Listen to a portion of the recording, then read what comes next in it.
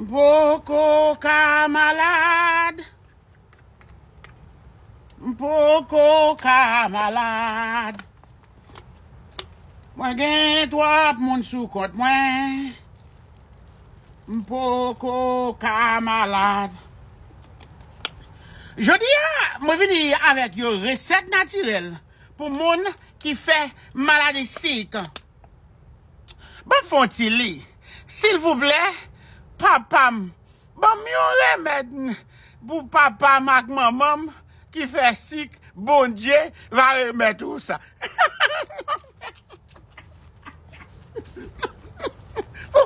Pourquoi ça plus remettre? Elle dit,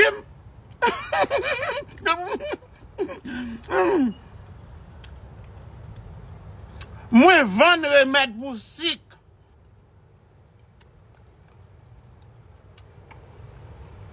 Numéro de téléphone, moi c'est 239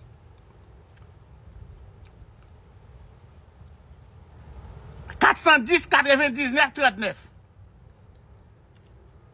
Les acheter remède pour sick nan même. Moi fait éducation en créole. Moi pral dou quitter pour boire durant la journée. Qui mange pour pas mettre dans bouche ou qui mange ou doit manger.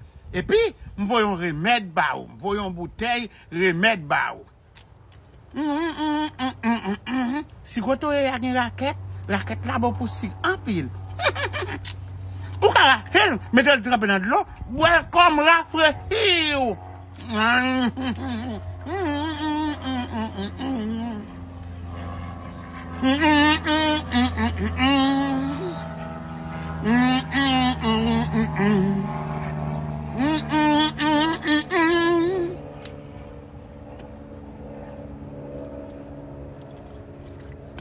Gen moun qui te connaît, gen moun qui pas te connaît.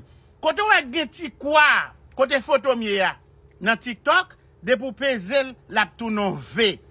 Kote wè ki gen ti ke ya, pezel la vin tou rouge. Kote gen 3 ti mak en dan, en bas, pezel sou li wap mon clavier monte, chache 5 moun ou remen, abonne avec yo. Gen moun ki te connaît, gen moun ki pas te connaît.